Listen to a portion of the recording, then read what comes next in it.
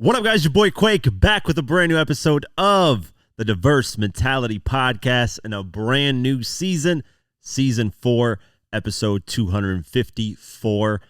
I want to say thank you to all of you that listened, that supported, that every single time we post an episode, you guys watch and listen on the audio side. I appreciate you all. I need to increase the numbers on the audio side, but I appreciate you all. Video side, appreciate you all. Good news. I broke down the numbers, broke everything down, and we went positive, which is like amazing. And I literally shed some tears because I've been grinding this podcast since 2020, late 2020. I didn't know what I was getting myself into when it comes to podcasting. I thought it would be an easy transition of people just from the main channel flooding in and watching. Now, a lot of you have come from the main channel, but a lot of you have come from different avenues. And I didn't realize how long and how much work it would take to build having a loyal audience that listens every week to a podcast.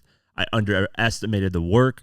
And thankfully, after 3 long years of doing this, after literally being the last year that I was going to do this, we clutched it. And I actually made a profit on the podcast finally after, paying every single year, heading negative, and just using money from the main YouTube channel to try to fund this podcast to make it work. And finally broke down the numbers. I thought we would break even. That's what I assumed. I was like, okay, if we break even, I'm happy with that. We'll still continue. And then hopefully in the season 4, we'll make a positive. But thankfully, oh my God, it feels amazing to say this. Thankfully, we got positive. It's a little bit positive. It wasn't too much of a positive, but it's still in the positive.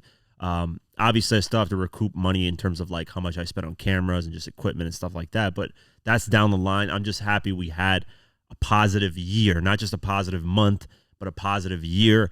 And I'm happy I did it on my own terms. I did it in a way that I'm proud of, that it took a lot longer. I could have just relied on doing episodes with guests and that's it, and having celebrities come through and just doing interviews, and that's the only way. But I wanted it to be self-sustainable, where it relies solely on me being the guest and the host of the podcast, that I don't have to rely on guests coming. I don't have to rely on a co-host, and I don't have to rely on really, much of anything, because when you have a lot of different moving parts and things go left, it's hard to adjust those things. And I know a lot of people miss old co-hosts, my brother Vito, Sean Wayne, and, miss having just guests come on and do interviews, which I want to do this year. I actually set some goals of having a lot more guests come on. But I like the solo, the solo aspect of this, of just me talking to you guys, having this kind of one-on-one relationship where, I read off the news, I give my opinions, you guys get updated, and, I just love it. I love talking about it. I love, staying updated, honestly, on a lot of these things. Even myself, I'm staying updated on. I do a lot of research on a lot of these things, but it helps me stay updated on everything as well. So thank you guys. Yeah, I just want to say thank you guys. It's been a long, long journey. It was a huge stress reliever. Like I said, I shed tears because I was like, this is crazy. Like, out of all the things I accomplished in 2023, from the Give It Your Die Trying documentary to getting my dream car, this was like way bigger than all those, because I love the Give It Your Die Trying documentary. Don't get me wrong, meeting all those people and setting it up and doing it and all that was great. It was the greatest thing, and the documentary's starting to take off now. It's doing a lot better in views. And the car, dream car, amazing. Love my dream car, cool. But this, with all you guys that have been watching, listening, supporting every week, this means a lot more to me, because this is something that I've been grinding day in and day out, and rarely have missed episodes, or have, I've tried to do this as consistently as possible. So thank you. And thank you to my team, the people that have supported me and helped me grow this. Shout out to my podcast editor. You are amazing. Thank you so much for all the help and work. You this year in 2023 are a big reason why, we succeeded. We had days where I would record things immediately. He had to edit it immediately. And sometimes it's stressful. I get it, but without him, it wouldn't have been possible. And thank you so much to Dean and his team over at The Social Lemon. They made it hugely possible that we went positive. They were the ones that brought in a whole different aspect of revenue, and They've helped expand the podcast. When I got on the phone call with Dean, he promised me, hey, I told him, look, this is my main focus. I don't care about the main channel. Not saying that I don't care about the main channel like that, but I wasn't really focused on the main channel like that too much. I was like, listen, the podcast, if you can help me make this a positive revenue for the podcast, you literally, I have my wholehearted trust in you, and my sole loyalty is towards you if you can make this happen. He said yes, and boom, just like that. We didn't even have a full year of the deal that we did. We didn't have a full year. We started in May, so we didn't have the full year. Now we finally start like fresh from January all the way to December. So we'll see how this year goes. But shout out to him and his team. They did an amazing job. They've helped me grow the podcast to astronomical levels. We've had viral moments on YouTube as well, which we've never had before in 2023. So thank you all watching, listening, all that. Sorry for this long thing, but I just had to say it. I appreciate you all so much. Now let's talk about some of the new things I've implemented in the podcast. I am expanding the podcast in different ways. I can't really reveal everything because we're still working on it. We're trying to figure things out, but I am going to have, for now, and I'm going to probably expand this and make it bigger, but for now, one episode a month where I have live call-ins. Yes, you guys have requested it a lot of times. I'm going to have a specific podcast day and schedule every month where at least once a month, and if I can do it more, I'm going to try to implement it twice a month. That's probably my goal for this year. So I'm going to try it once a month, implement it where you guys can call in. We're going to talk about the news topics of that day. I'm going to talk about them. I'm going to tell you guys what the news topic is, what we're talking about, and then you guys give me your opinion. I go back and forth, and we talk and we engage. That's what I've wanted to always implement, so we're going to implement that this year. I want to start it in February, so it's not going to be in this January. I want to see if in February I can implement it, and we can continue doing that with one of those episodes a month, and then hopefully expand it to 2. And ideally, I would like to get it to at least 1 episode a week where I have it like that. But if I do that, then I'm going to have to expand the podcast thing to like 3 episodes a week, because right now it's 2 episodes a week. So that might be something that I'm gonna play around with and see how those episodes perform, those live episodes. I want to see how those perform. If they do well, then I'm going to continue doing it because a lot of you requested it, so I'm hoping they'll do well. I like to have debates with people. So on those live episodes, I'm going to have a debate, a topic of debate as well that you guys can call in and talk to me and debate about. Let's just say like 50 Cent versus Lil Wayne on Versus. Who would be the better one? Like just some random stuff like that. Debating Eminem versus Jay-Z or whatever the case may be. Something where it's a debate and, like top diss tracks and whatever the case may be. So that we're going to implement that. We have some other things that we're going to implement down the line, but we have to finish those up.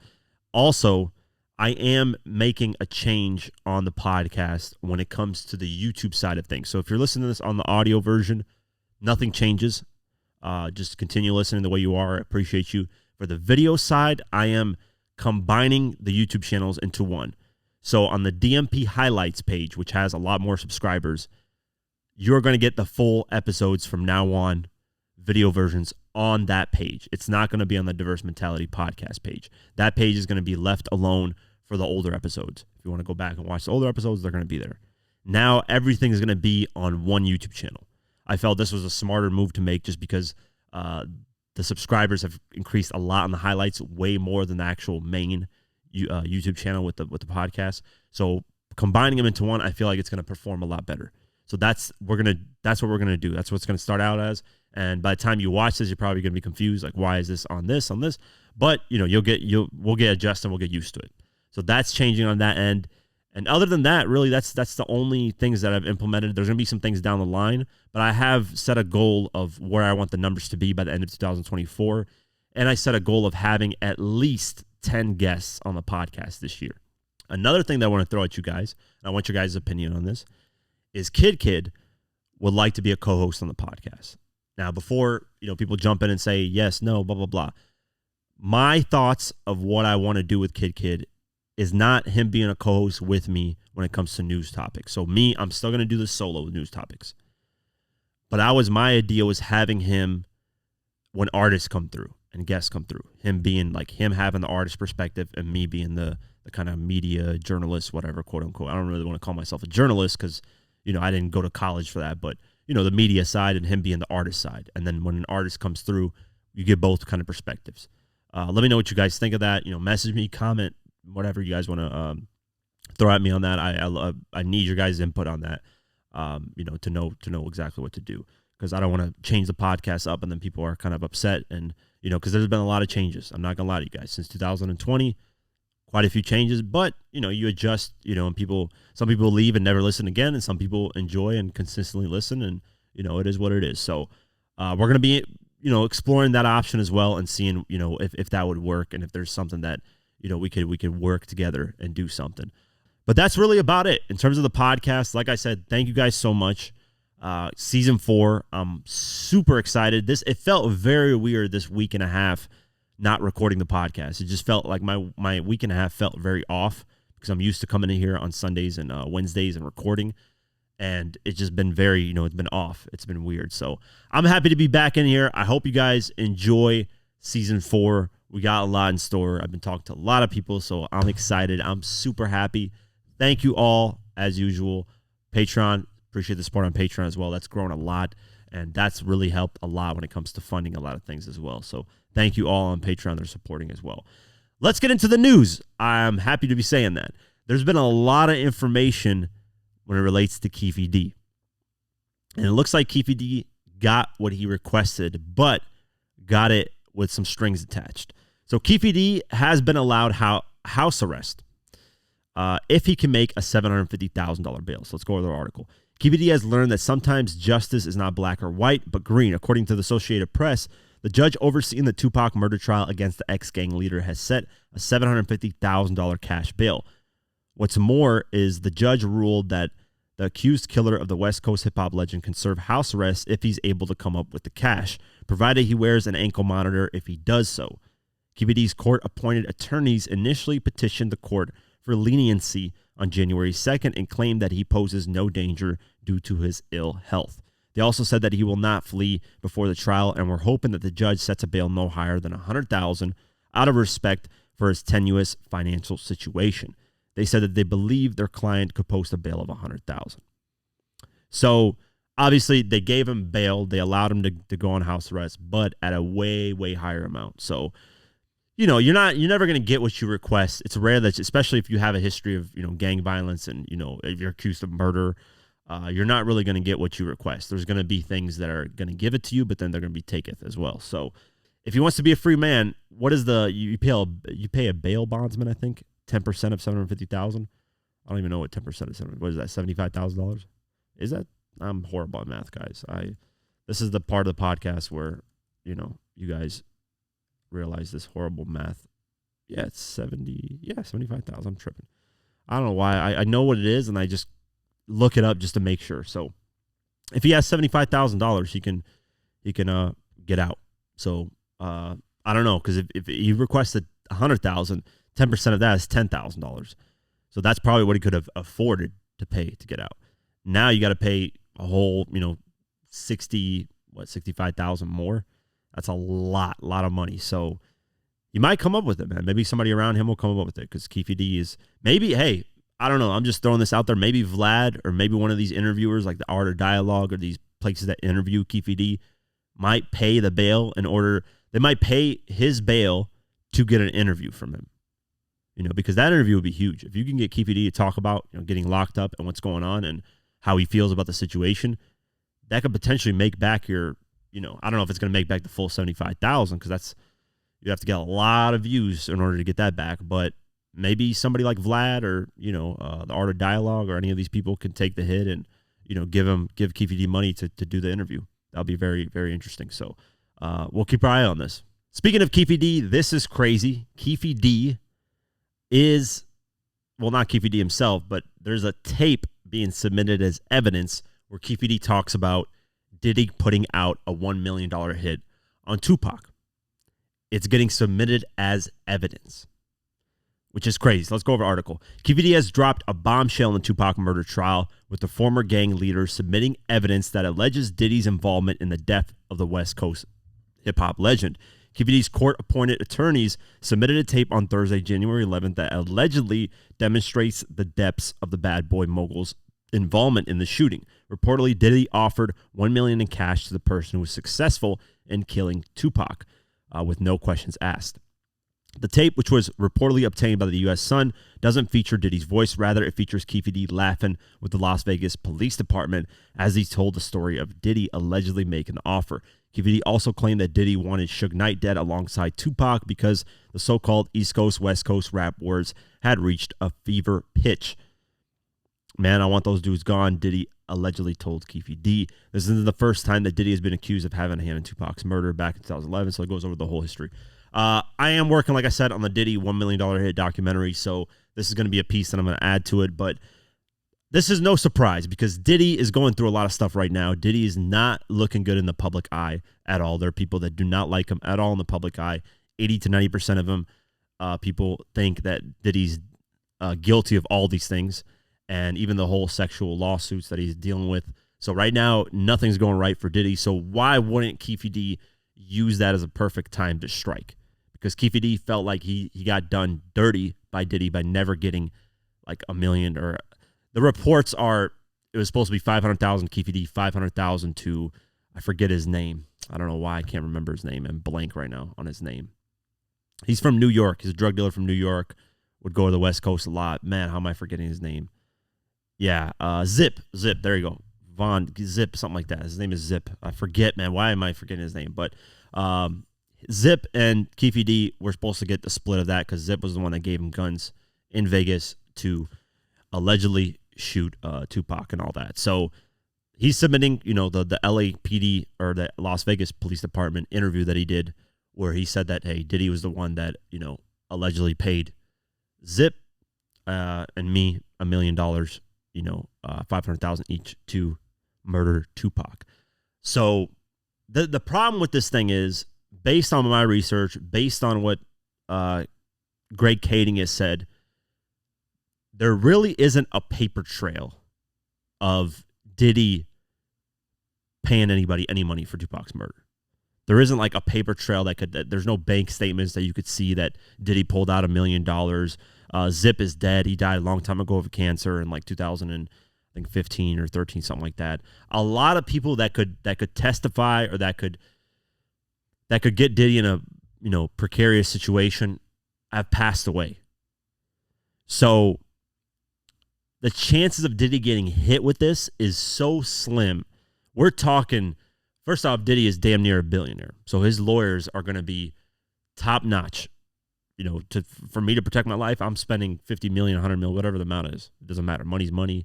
I want to be free. Freedom is more important than money at any point, I think, for anybody. So Diddy's going to have an insane team of lawyers that are just going to deliver the biggest defense ever, I think, possibly, So that alone is very hard to get somebody, who has money. Now, if Diddy was broke, went bankrupt, didn't have much money to defend himself, it'd be a totally different situation. But Diddy's such a superstar and has so much money that it's going to be a lot harder to get somebody locked up for something that happened. How many years now? 26, 30? I don't even know how many years it's been. It's been what? 2024 happened in 1996. We're talking 28 years ago. 28 years ago we're talking about. There's so many people that passed away from the situation. And from what I'm told, there's not much paper trail. There's not much bank statement. There's not much information and proof that Diddy actually paid anybody anything. There is a check that some people saw that was $500,000, 500,000 that Zip took. He quote unquote Zip said that it was money given to him by Diddy to start a record label. So, that seems sketchy because after Pac died, he got that money. So it's like, something seems a little weird here. I was also told that Biggie had no idea that any of this was going on. Biggie had no role in this. Biggie did not co-sign any of this. This was something behind the scenes that allegedly Diddy was doing with Zip and with Keefe D in order to get Suge Knight and Tupac murdered. This is all allegedly, by the way. I'm not accusing anybody of anything right now. But the fact that he submitted his evidence, I think Keefe D wants to try to do anything he can to get Diddy in a bad situation as well, because he does feel slighted. He said that my life was going perfectly fine. He's done the Art of Dialogue when he's doing interviews. He's like, show me some love, brother, love, because he was like, My life was going perfectly fine. I was moving all these drugs. I had no issues, money. I was rich. And then Diddy gets involved in my life, and all of a sudden everything goes to hell. So he's like, Diddy caused all these problems for me that I never wanted in my life. So he's like, and Diddy never paid me a single penny of anything. I never got anything from Diddy. So he doesn't like Diddy at all. And a lot of people now in today's time and in the public eye don't like Diddy. So in terms of public opinion, if court was about public opinion, then yeah, Diddy would be locked up immediately. But it's not. It's about evidence and proving. And there isn't really much evidence. But we'll keep our eye on this, man. It's a nice twist and turn to things. And personally, if Diddy did do something and there's proof, and, obviously I'd love to see Diddy locked up if he actually had something to do with it. That's not cool, man. Paying somebody to get somebody killed is just, I don't care how, that's not cool, man. So we'll keep our eye on this, man. An interesting twist to things. Another delay for YNW Melly's double murder retrial. This has gotten ridiculous to the point where this thing I don't think is ever going to get into trial and anything's ever going to happen. Let's go over the article. YNW Melly's double murder retrial has once again been pushed back, and there seems to be no clear plans for a new start date. According to court documents obtained by Hip Hop DX, the Murder on My Mind rapper appeared in Broward County Court on Friday, January 12th for defense motions, hearing to dismiss the case against which the prosecution naturally filed its objections. Within the same documents, it revealed that the jury selection for the case will now not begin until March, which is when the trial was last rescheduled to. As of the writing, there is no clear start date for the retrial to begin, as the trial cannot start until the jury selection process is complete. It is anticipated that the defense will conduct their necessary interviews and depositions with various witnesses during this delay. So the defense is obviously going to prepare a lot better and, get their interviews in. I mean, if it gives more time to get both parties more, prepared for their statements and their position, then I'm all for it, because I feel like a fair trial is worthy to everybody, period. It doesn't matter who you are and what you're accused of. During YNW Melly's court appearance last month, Judge John Murphy granted the Murder on My Mind rapper's request for a continuance. In that continuance, the team waived YNW Melly's right to a speedy trial, which means that they aren't required to get it started in the 180-day statutory requirement in the state of Florida.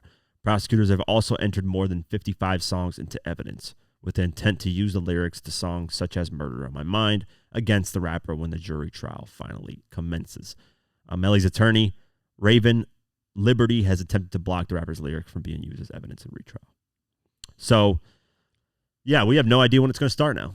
It's a retrial. The first one ended up in a vote that, didn't sway one way or the other. So this retrial is, I'm just ready for this to be over, man. Hopefully in 2024 it is done, and, whatever happens, happens. Because if YNW Melly didn't do it, I'm happy he'd get out, because he's a talented artist and I would like to hear more music from him. If he did do it, I could give two shits about him being an artist. He deserves to be locked up for the rest of his life for killing two of his friends. That's my stance on everything. If you're a murderer, I don't care if you're Young Thug. I don't care if you're YNW Melly. I don't care if you're YFN Lucci, which all these artists I enjoy their music to. If you're a murderer, I could give two fucks about your celebrity status. You deserve to be locked up, because that's messed up that you did that, period. Doesn't matter who you are. Murdering people is not the right thing to do, and it's simple as that. Anybody who's on the fence about that, to me, is just, it's skeptical on my end. So, yeah, we'll keep our eye on this and see when the retrial finally has a start date. All right, I'm back, and I'm back with some gloves, because the heater in this office is not working. That is just my luck. It is freezing in here. I noticed it wasn't even turning on. My hands are ice cold, so I'm wearing some gloves right now in hopes that I can get a little bit warmer in here.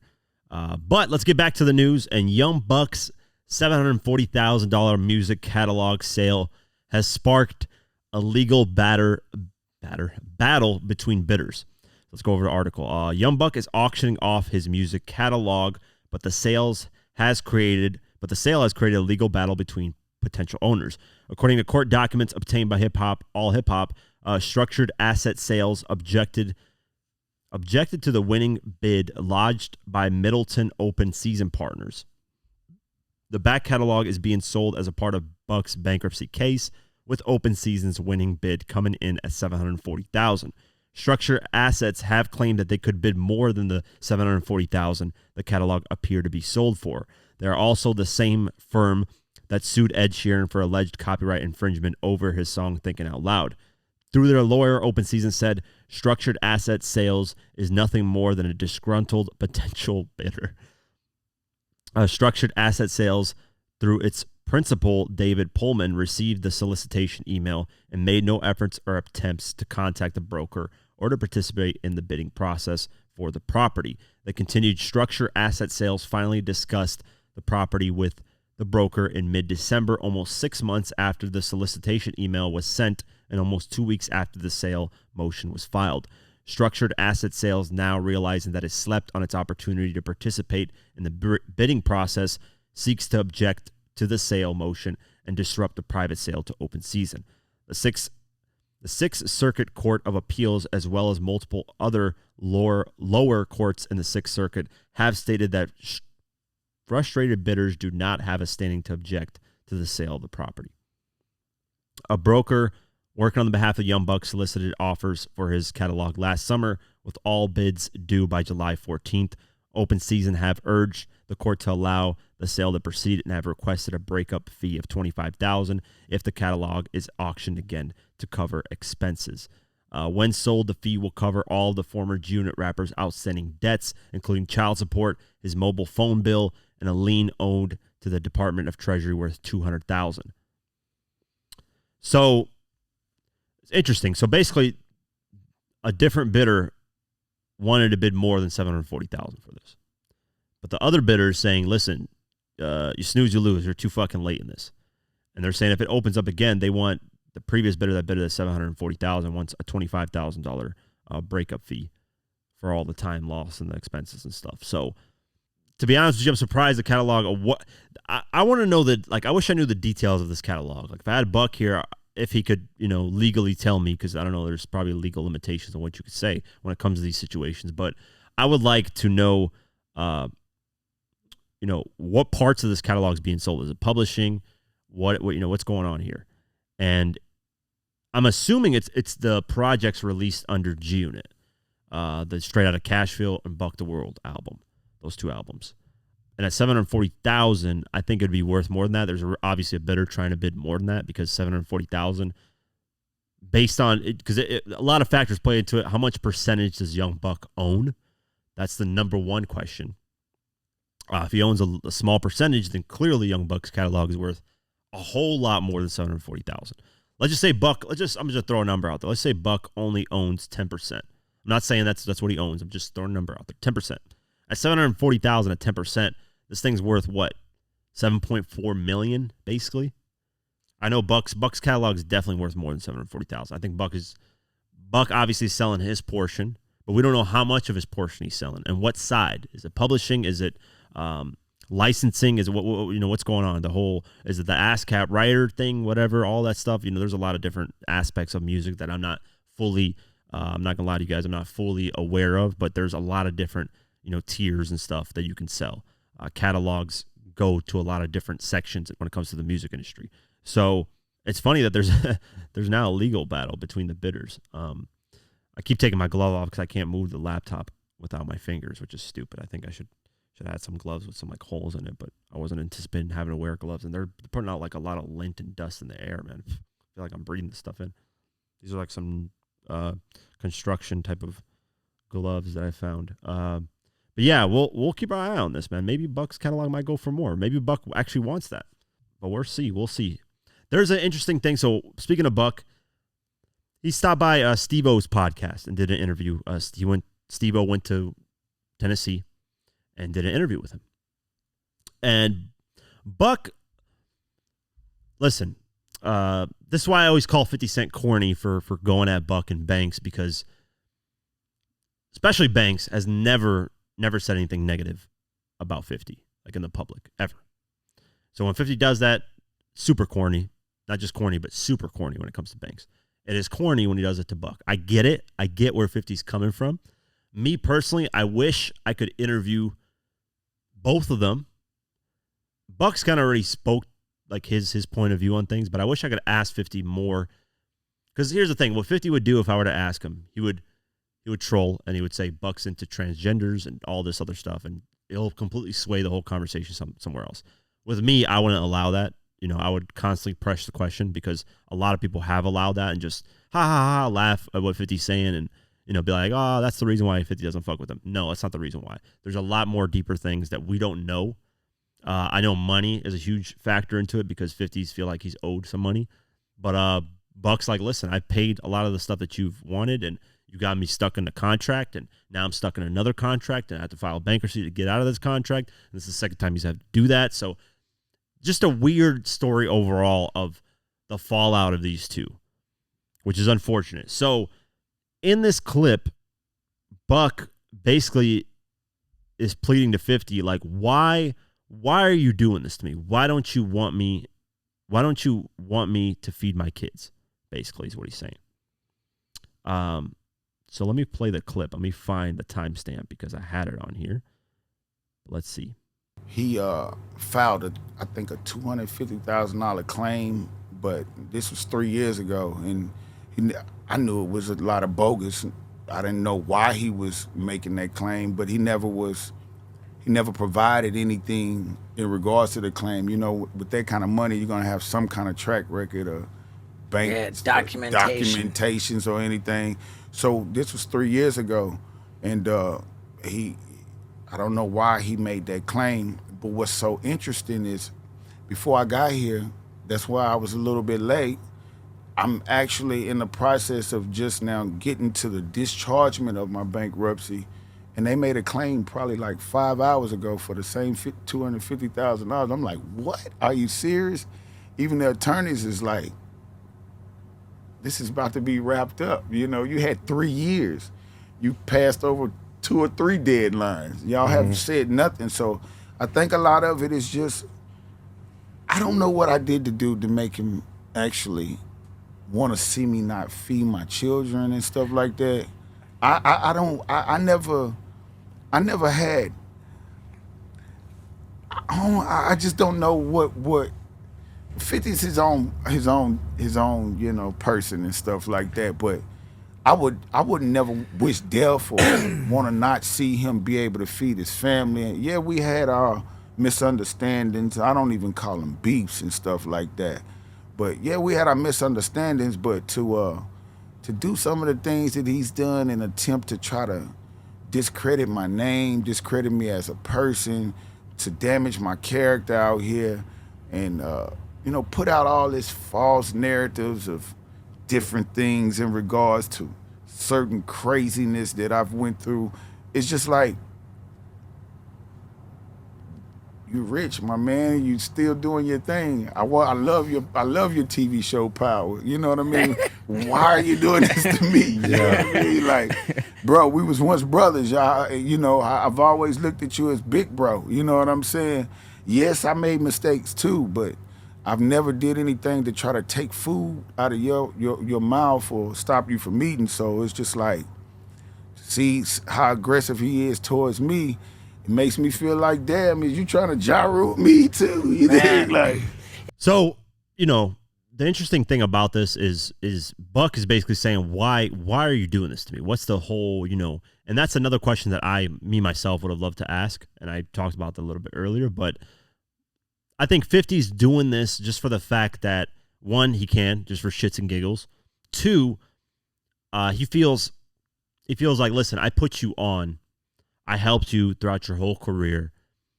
And then you yell FG Unit. You join up with Rick Ross at one point and, join with Lil Wayne at his peak in 2008 when he was doing his thing. And you start, doing all these weird things. But my question is, that was long time ago. When they came back in 2014, and in 2015 they released the 2 EPs, the Beast is G Unit and the Beauty of Independence. Actually, they released the Beauty of Independence late 2014, early 2015 they released the Beast is G Unit. But when that whole momentum was going, and there was supposed to be a G Unit album, what happened there? Like when I asked Kid, he gave me kind of an answer, but it was like still, even Kid didn't really understand, because he was like, he said it felt like, we it would seem like we're cool on camera, but then like once we were off camera, everybody had their own issues with each other. But Kid's coming into it like, yo, I'm new. I don't know what history you guys have, but I'm in this. I love it. Let's do this thing. Everybody else kind of had their own issues with each other, is what Kid said. So my question is, why weren't these things hashed out, figured out before they all got back together as a group? I think that should have been something that long time ago should have happened. Because I loved seeing Buck back in, loved seeing Banks again. Like, this Final Lap tour would have been so much better. No disrespect to Busta Rhymes, no disrespect to Jeremiah, no disrespect to Uncle Murda. So much better if Banks and Buck were on it. Like, it would have been 10x, 20, 30x what it was. Hell, just Banks coming back would have been amazing, too. Like, seeing Yayo, 50, and Banks would have been amazing. But seeing Buck, too, oh, my God, it would have been basically a G-Unit tour. And I would have loved to see it. I probably would have bought like 3 or 4 tickets everywhere in America just to watch it. You know, because I had a chance to watch it multiple times, but I was so busy and had the Gibberish documentary and all a bunch of stuff going on that I just kind of couldn't, see everything. But yeah, I agree with Buck. You know, when I get the chance to interview him, I want to definitely deep dive a little bit more into it because, to me, some of it doesn't make sense. But yeah, I agree. He's 50's taking it. We don't know the history. Obviously, I don't want to say that 50's being harsh because, Buck could have done something that really, really, hurt 50. And 50 probably was like, damn, you're my brother and you did this, So I don't know. I don't know the whole history. I looked it up. You guys know me, G-Unit. I know basically everything that there is to know in terms of the public. But, I don't know. It's crazy, man. It's a whole crazy situation. But I hope they for the third time finally squash it and just move on. 50 just needs to let that, look at that. He's ready to discharge his bankruptcy, and they filed a $250,000 claim again. It's like, bro, just at this point, you're just fucking with him. So yeah, we'll keep our eye on this. Dame Dash, speaking of courts, judges, lawyers, all that, and dealing with payments, and Dame Dash told the judge in a child support battle that he made only $5,000 in 2022. You know what I did? I laughed because if you know anything about filing taxes, if you know anything about having your own business, you can skew those numbers like crazy. Is it legal? No, but a lot of people do it. Dame Dash has decided to claim broke as he attempts to negotiate child support payments for his daughter with his ex-wife, Rachel Roy. According to court documents obtained by TMZ on Tuesday, January 9th, the Rockefeller Records co-founder is asking the court to lower his payments to $428 a month from his current rate of $3,000 a month because he alleges that that's all he can afford due to struggling business ventures. He also claims he only made $5,140 for all of 2022, adding that the pandemic significantly affected his income and he has yet to bounce back. In her filed response, Rachel says her ex is lying and that his ownership in Rockefeller alone should still be paying him nicely. She also claims he has other lines of revenue that he's not disclosing. A judge has yet to rule. This is what I say this 90 million times. I said it to you guys 90 million times. Be careful who you marry. Be careful who you have kids with. Clearly, I think the whole child support thing is a whole just messed up system in itself.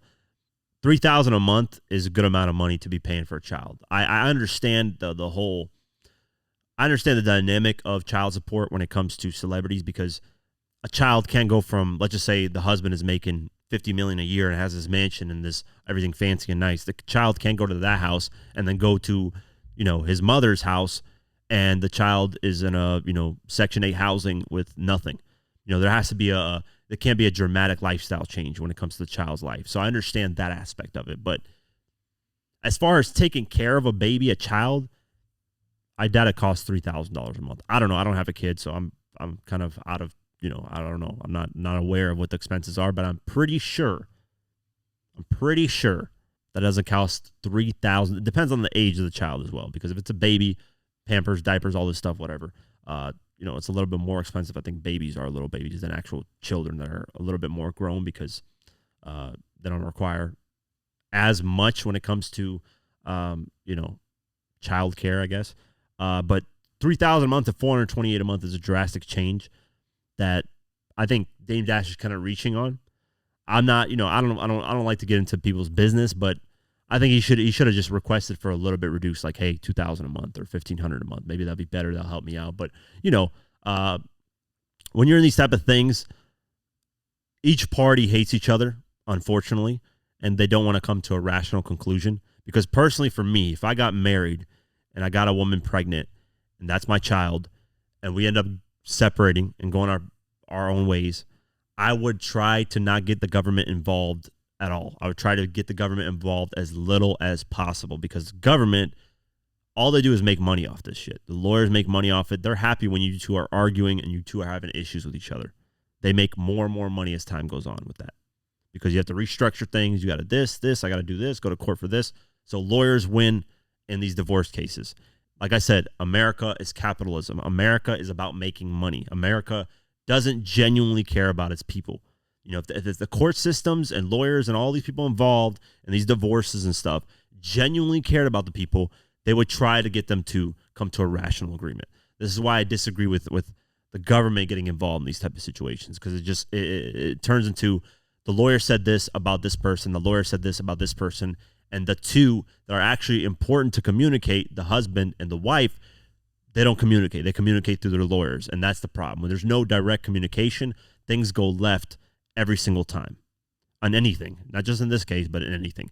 Always have direct communication if you have an issue with somebody. Do not say it to somebody else, and that person says it to the other person that you have a problem with.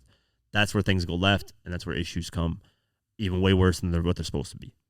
So I don't know the situation. I feel like the wife is saying, listen, he's lying, which I think, anybody with common sense knows Dame Dash isn't that broke. He hasn't just made $5,000 in 2022.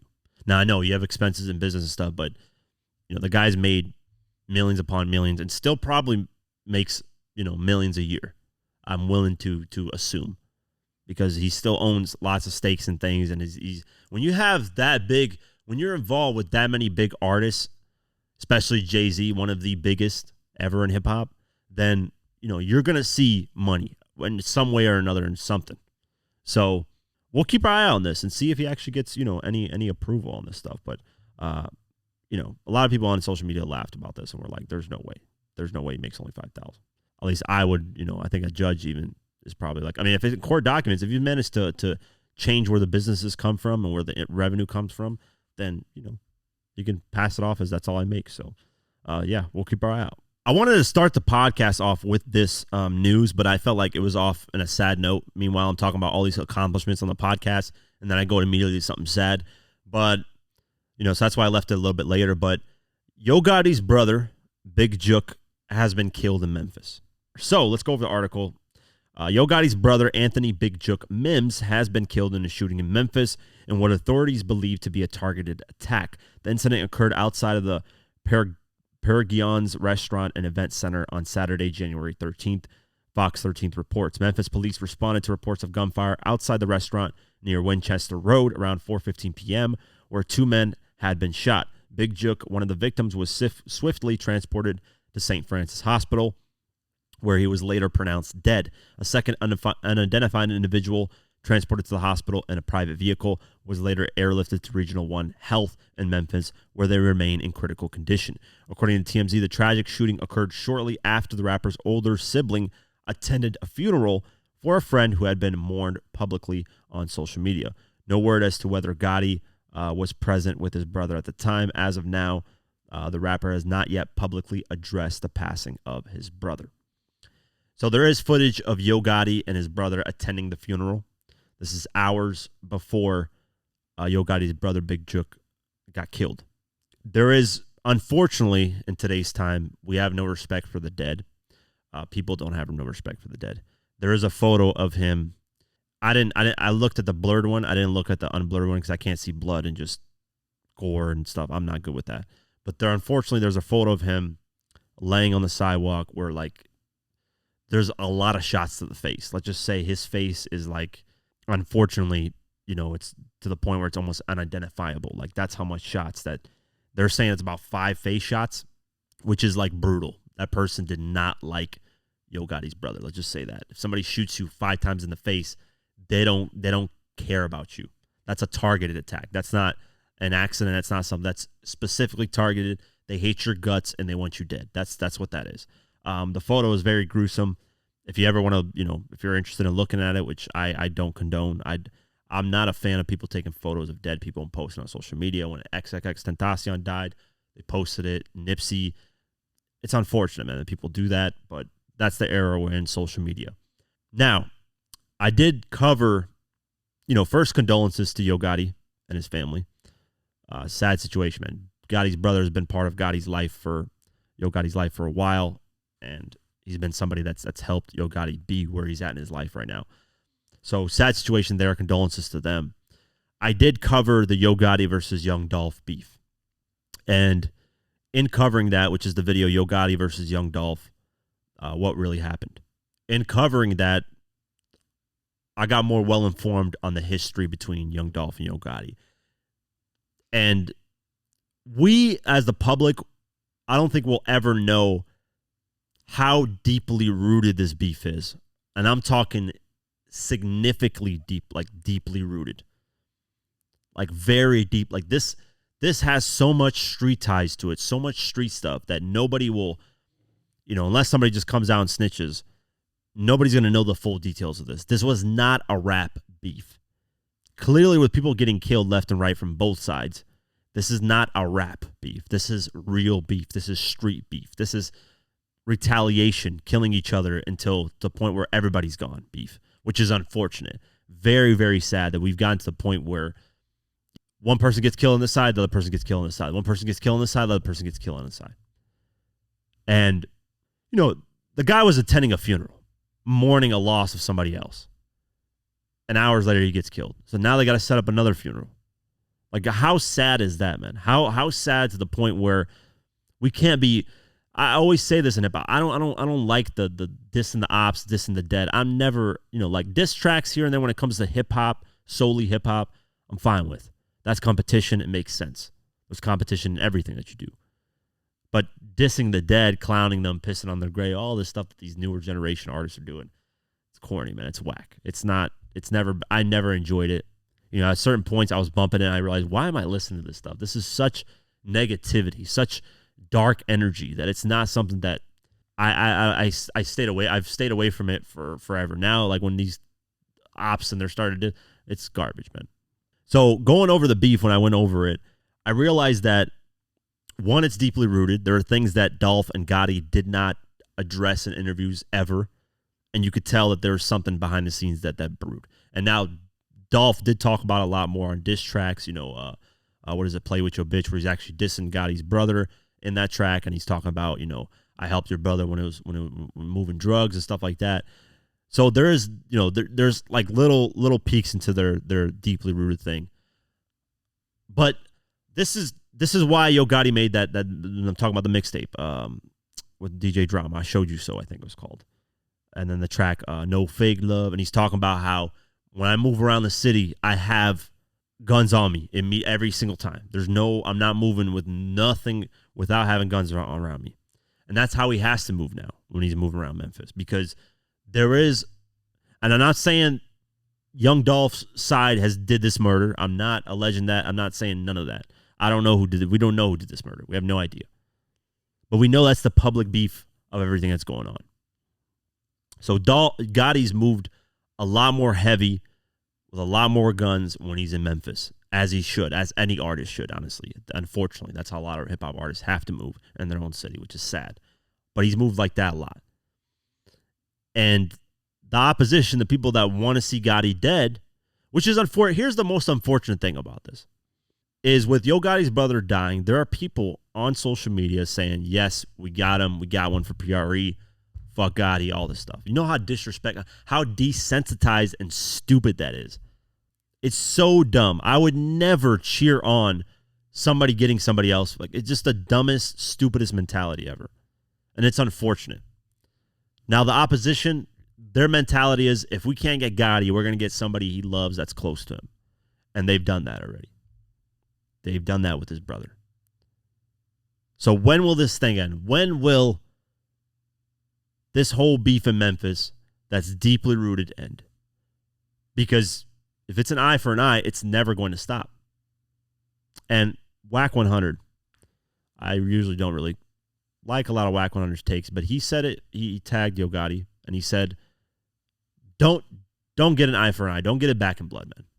This is never going to end if that's the case." Let me see what he actually wrote, because he posted a photo of Gotti and his brother. He said, "What you lost in the physical, you gain in the spiritual. Yo Gotti, focus on you, move better. Or focus, you, move you. Let nobody, no emotion, no troll move you. Blessings and condolences to the family." Basically saying, don't let the internet, say, yo, get him back in blood, do that. Because that's corny. And Gotti, it's unfortunate, man. All this stuff is unfortunate. Because now now you got his brother dead. Now Gotti's pissed. Now he's going to probably, I would hope not, try to think about retaliation. And Key Glock is now the face of PRE. And Key Glock is moving the way he's moving. And I would hate to see something happen to Yo Gotti and Key Glock. That's just not, I hope there's a time in the future where Key Glock and Yo Gotti can come together and make a song together and end this once and for all. Now, I'm not saying, I want to make this 100% clear, I'm not saying Yo Gotti's brother died because of somebody in Young Dolph's PRE camp. I'm not alleging that. I have no idea. But this beef, just based off my documentary they made, is deeply, deeply rooted. This is something that has so much street stuff involved in it that none of us know the full details of it. I mean, we're talking about even Key Glock's friend had a part in Dolph's murder, and there's a tie there where Key Glock feels somewhat guilty of what happened. There is some of that I've researched and done, that I've been thinking about doing a video about, because it's so deeply rooted that there's I don't know if there's a way to fix this and make it so we're done with the senseless violence, because it's gotten ridiculous. And it's unfortunate people are taking photos and posting this guy. There were reports that there was bounties put on Dolph's head, bounties put on Gotti's head, reports of all kinds of different things. Now, there is a video, unfortunately, of Yo Gotti's brother, who's now obviously passed away and was murdered, of him essentially laughing at Dolph getting killed. And that's immature. You can't do that type of stuff, man. You can't laugh at somebody else getting killed, and then, because what goes around comes around, and it's unfortunate that that happened, because at this point it's just an eye for an eye, and that's all it is. And there's rumors saying, oh, this person got this person killed, and this person did this, and whack, man, whack. So condolences to Yo Gotti. I hope he addresses this in a manner that because you just saw your brother, man. He was just at the funeral. Just saw him. He's mourning somebody else that they lost, and then now you got to mourn your brother. You know how much trauma that creates. Like I don't think people understand the trauma that creates. And then, mind you, now he has to continue running his business, has to still go out in the public eye, do interviews, do his thing, promote his artist. Yeah, crazy situation. Now to a more lighthearted situation. Mos Def, a.k.a. Yasin Bey, hope I'm pronouncing that right, has said something about Drake that has caught the internet by storm. And it's unfortunate that this is kind of the thing that people pay attention to in interviews. And that's all people care about. But, this is media for you guys. This is what mostly people care about. Yasin Bey is among hip-hop's most prized MCs, and he has now shared his thoughts on one of the culture's current leading voices. During a Patreon-exclusive interview with the Cutting Room Floor that went live on Wednesday, January 10th, the Brooklyn native discussed modern rap and the person at its forefront. Let me play the clip. Like, is Drake hip-hop? Why are you doing this to me? Drake is pop to me. In the sense, like, if I was in Target in Houston and I heard a Drake song, it feels like a lot of his music is compatible with shopping. Commercial music. Or it's shopping with an edge in certain instances. Fair. I like Drake's music, but I understand exactly what you're saying. Of course. I mean, it's commercial, entertaining, fun, good, formulaic music. It's likable. Likable music, yeah. It's likable. But is it... I'm gonna leave you alone. We're gonna move on. So many products.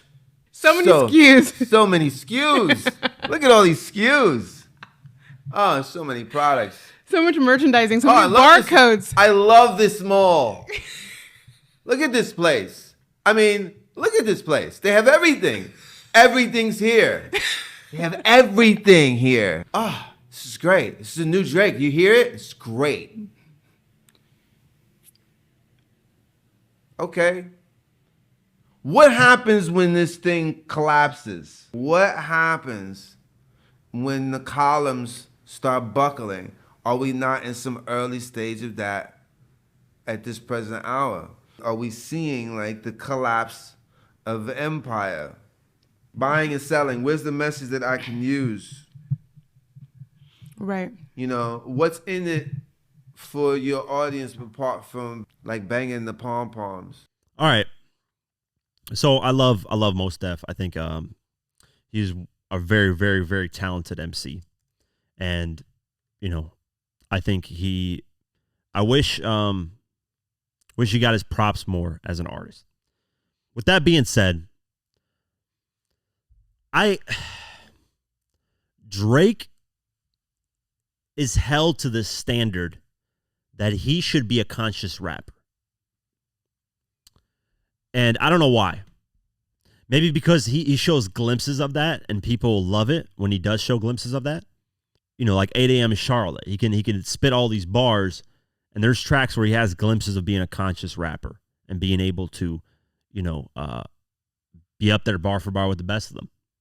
So I don't know if this is coming from a place of just jealousy that Drake managed to, because when Drake started out, he's more of a rapper's rapper and then kind of went more of the pop route where, he makes more mainstream hits and adjusts to new sounds and stuff. And that was just Drake's route. That's the route he wanted to take. There's nothing wrong with that. So I don't know if this is coming from jealousy of Drake being able to balance, like really be able to do everything, because Drake can really do everything. Like if Drake wanted to drop a conscious album, he could drop a conscious album.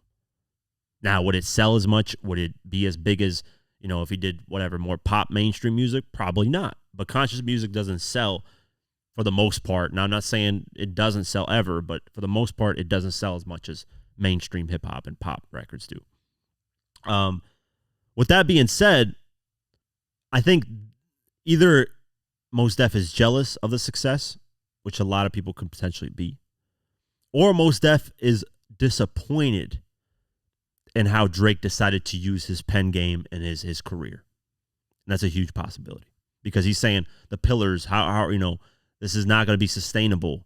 We need more music that's meaningful of something, which I agree, because now but Drake just being the top guy is the target for that. But why are we putting everything on Drake? Drake needs to be this. Drake needs to be that. Drake needs to be this and that and that. It needs to be perfect. Drake has to be everything that everybody wants him to be, and that's it. Drake can't please everybody. At this point of his career, there's audience that loves him for the pop music. There's an audience that loves him for the rapping. There's an audience that loves him for the singing. There's an audience that loves him for the slow melodies. There's an audience that loves him for the fast melodies.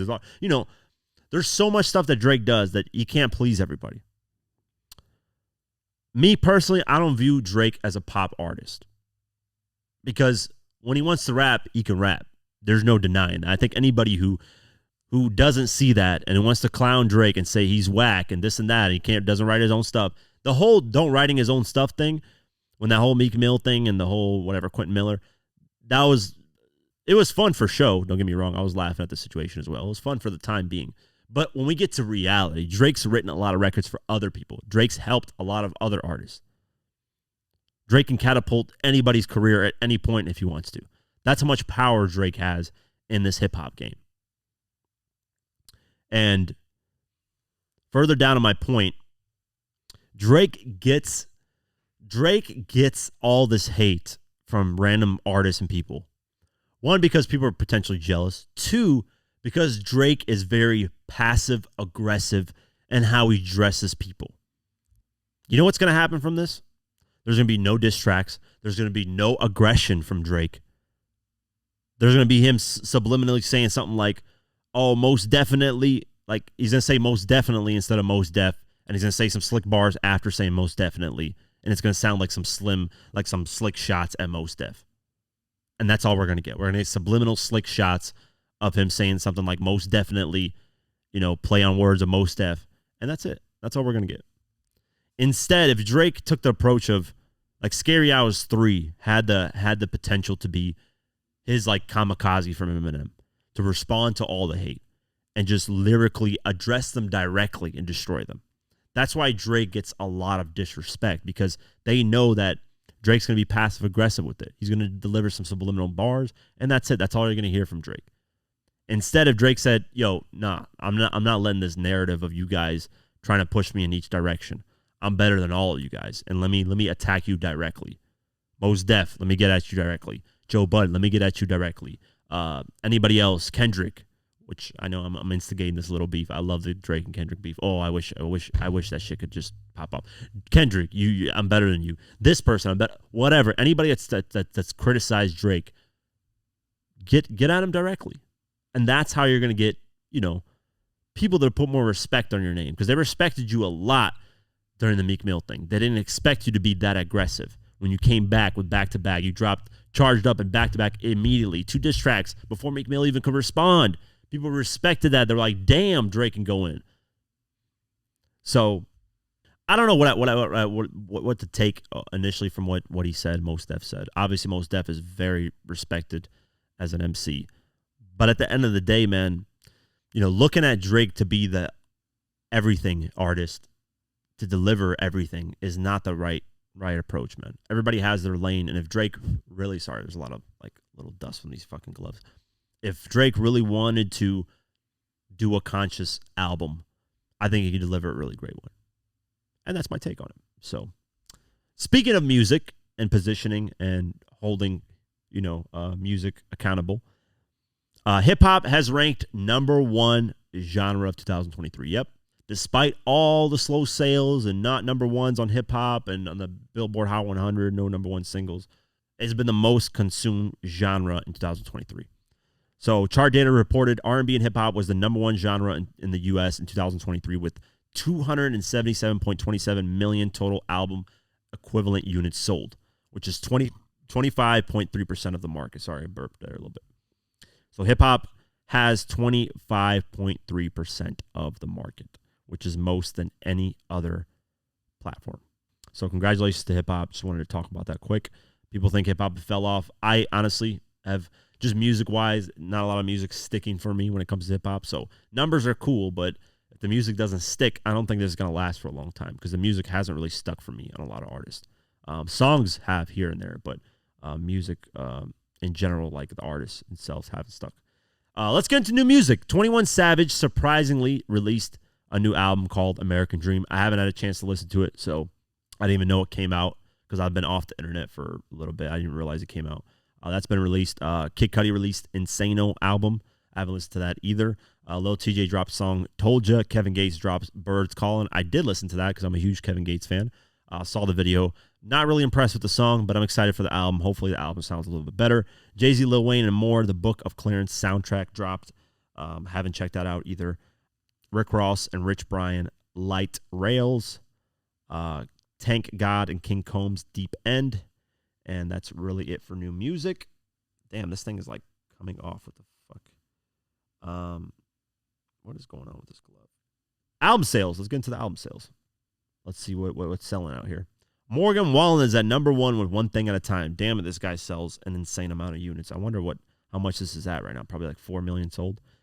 Drake went up slots. He is at number 2 with For All the Dogs at 59,000 sold. Taylor Swift, 1989, Taylor's version, is at number 3 with 58,000 sold. Nicki Minaj, Pink Friday, is at number 4 with 53,000 sold. Number 5 is Noah Kanan, Stick Season, with 46,000 sold. SZA, SOS, is number 6 with 44,000 sold. Taylor Swift, Midnights, is at number 7 with 43,000 sold. Taylor Swift, Lover, is at number 8 with 42,000 sold. Zach Bryan's self-titled album is at number 9 with 39,000 sold. And Taylor Swift, Folklore, is at number 10 with 35,000 sold. Taylor Swift is always on these sales. Travis Scott, Utopia, is at number 12 with 32,000 sold. Going down the list, Rod Wave, Nostalgia, is at number 21 with 25,000 sold. Drake, Take Care is at number 25 with 21,000 sold. Metro Boomin Heroes and Villains, number 28 with 19,000 sold. SZA Control, number 31 with 18,000 sold. Eminem Curtain Call is at number 32 with 18,000 sold. Lil Baby My Turn, number 34 with 17,000 sold. Drake and 21 Savage, Her Loss, number 40 with 16,000 sold. Drake Certified Lover Boy, number 42 with 16,000 sold. Kendrick Lamar, Good Kid, Mad City is at number 47 with 15,000 sold. Kendrick Lamar, Damn, went up to number 48 with 15,000 sold. And Drake Scorpion is at number 50 with 14,000 sold. That's interesting. A lot of these older projects are making the returns back in the top 50 charts. But 21 Savage is on pace to sell like 130, 150,000. So that's good numbers. Very good numbers. So we'll see. I got to listen to the album as well and kind of get my thoughts on it. Probably on Wednesday. But yeah. Now, let me get into my list. I actually got to leave here in a little bit, so I'm going to try to get into this list quickly. But let me get into my list of my top anticipated releases of 2023. So 21 Savage, I was going to have him on my list, but he's already dropped, so cool. I'm glad we got a 21 Savage solo album. I'm going to check it out. Another person on my list, he's dropping in 2024 is, did I say top anticipated release of 2023? I meant 2024. So if I said that, I apologize. Another person that's releasing that was supposed to be on my list is Kevin Gates. So we're getting an album from him in about a couple of weeks here. So these artists that I'm mentioning are artists that haven't released albums in like 2 or 3 years. It's been a while, let's just say, since these artists have released. Maybe some of them released in 2022, 2021, but it's been a minute and I want to hear more from them. So number one for me is Eminem. He is going to be on the Lyrical Lemonade project that Cole Bennett has. That's going to be interesting. There's like a photo of him standing, and it's like very, very cool. And the title of the track sounds interesting. So I'm excited to hear that. But I want a new Eminem album. Music to Be Murdered By was an all right album. It wasn't great and it wasn't bad. It was like right in the middle for me. I didn't really enjoy it too much, and I didn't think it was a bad album. I think it was right in the middle for me. But I would still like to have a new album from Eminem. Jay-Z, we haven't gotten a solo Jay-Z album since 2017. Yes, I want to hear about Jay-Z. I want to hear what he's been up to. I want to hear new music from Jay-Z. Hopefully we get that in 2024. J. Cole, it's been a minute since we got a J. Cole solo album as well. There's rumors that J. Cole and Drake are going to do a collab album. I don't know. I guess I'll be hyped for that. I'll be happy for that, but I want a J. Cole solo album. It's been a minute as well. Dr. Dre, it's been a long, long time since we got a Dr. Dre album. There's been so many rumors, photos of him in the studio like usual. There's been reports of Snoop Dogg working, 50 going in there, Eminem, all these people, Kendrick, Game, whatever, and no new music. So I hope in 2024 we get a Dr. Dre album. It's long overdue. I'm excited for that. Ja Rule. This is somebody that he announced that he did like a record label deal worth a lot of money, and he said he's coming back. He's going to drop a new album. So I'm excited for that. I want to hear what Ja Rule has for 2024. Excited to hear about that. So hopefully that album comes out. Kendrick Lamar. I know he dropped in 2022 with Mr. Morale and the Big Steppers, but I want to hear more from him. Hopefully a new album comes out from his new label situation as well. So Kendrick Lamar, I want to hear from him. Lupe Fiasco, another artist that hasn't dropped in a minute. Would love to hear from him. It's been a minute since I've heard from him, so he's one of my favorites, and I would love to hear from him. Roddy Ricch, I feel like he's dropped quite a few projects, but what was it, the Feed the Streets project? I think it was Feed the Streets 3 or something like that. There's a couple of tracks on that I really enjoyed. So I think Roddy Ricch can make great. I feel like 2024 could potentially be a great year for Roddy Ricch to make a comeback. I think Roddy Ricch is somebody that has the talent, but just has been skewed the wrong way and, changed in a lot of different things. T.I., like I said, I had T.I. and Kevin Gates' song as my top favorite for 2023. I would love a new T.I. album. Been waiting for that for a minute. Wale is another artist that I've been waiting to hear new music from. I'm a fan of Wale, love him. So we need a new album from Wale. We've been hearing rumors about potentially having a new album, so I'm all for that. Young Dro is another artist that he's been working with his PSE. I think he did drop the video of PSE like late December. Killed it, lyrically delivered. So I'm excited. I want to hear a Young Dro album as well that we potentially could get in 2024. This is my dream list. And you guys already know where I'm going to start with. 50 Cent. This is a dream list, meaning the chances of this person releasing an album is so slim that I don't hold your breath. The chances of it happening in 2024 are basically minuscule, nothing. Like literally grain of little salt. That's the chances of it happening. So 50 Cent. Obviously, we haven't gotten a 50 Cent solo album since 2014. 50 calls Animal Ambition a mixtape now, which I don't know. I think he's saying that because the sales were poor on it and didn't perform really that well. So he's calling Animal Ambition a mixtape. It's obviously an album. We haven't gotten since 2014. Streaking Immortal, that's been scrapped from what I've heard. We need a new 50 album. Long overdue. I will literally live stream it with Bulletproof Vest on and a pistol cocked, ready to bump this shit. Chameleonaire, this is just for me personally. I love Chameleonaire. I think he's a super, super talented artist. I think a new album from him would be amazing, but the chances of getting that are very slim. I highly doubt it would happen. I love all of Chameleonaire's music. There's damn near not a single project I dislike from him because he's just that great to me. Nipsey Hussle. This one's a little more trickier because Nipsey's passed away, but his team hasn't released a solo album since his passing. I'm really curious to see if they're going to ever release a posthumous album, if we ever are going to get a posthumous album. I would love that. I'm very hungry for new Nipsey Hussle music. I know he's got a lot stashed. Kid Ink said a long time ago that he's recorded music like relentlessly, and he has music stacked up like crazy. So is there a possibility that we can get a new Nipsey Hussle album? Potentially, but I'm not really holding my breath and hoping that we get that. Rich Boy. I know you guys are probably like, what? He's a one-hit wonder. Throw them D's on it. Nah. His debut album is fucking amazing. I would love to see a Rich Boy come back. The probability of that is very, very slim, but I would be a fan, and I would be here to hear that and listen to that and watch that. So I would love Rich Boy to come back. And that's really my list for 2024. Those are the artists that haven't released music in a minute that I would love to hear from. If I didn't mention the artists, they probably released recent music, so that's probably why they're not on the list. But those are the artists that I'm really, really excited to hear from, and I hope we get projects from all of them. That would be my dream. But the chances of a lot of these things are very slim, especially the ones that I mentioned on the dream list with 50, Chameleonaire, Nipsey, and Rich Boy.